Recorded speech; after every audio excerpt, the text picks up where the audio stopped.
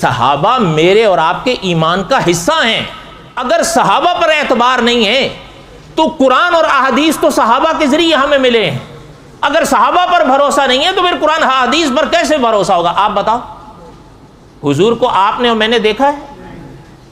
حضور کو تو صحابہ نے دیکھا تھا. حضور نے نماز کس طرح پڑھی، حضور نے روزہ کس طرح رکھا، حضور نے حج کس طرح کیا، حضور نے جہاد کس طرح کیا، حضور نے نکاح کس طرح کیا، حضور نے طلاق کے مسائل کس طرح بیان فرمائے صلی اللہ علیہ وسلم. یہ سب کچھ تو صحابہ نے دیکھا. اچھا میں اللہ نہ کرے اگر میں یہ کہوں صحابہ تو قابل بھروسہ نہیں ہے، اچھا جب صحابہ قابل بھروسہ نہیں ہے تو قرآن و حدیث پہ کیسے بھروسہ ہے؟ قرآن اور حدیث تو انہی کے واسطے سے ملا ہے. علماء اہل سنت اس راز کو خوب سمجھتے تھے. صحابہ پر حملہ دراصل دین اسلام پر حملہ تھا. براہ راست قرآن و سنت پر اعتراضات کی جرت اتنی آسانی سے کسی کو ہوتی نہیں تھی. انہوں نے صحابہ کو نشانہ بنایا.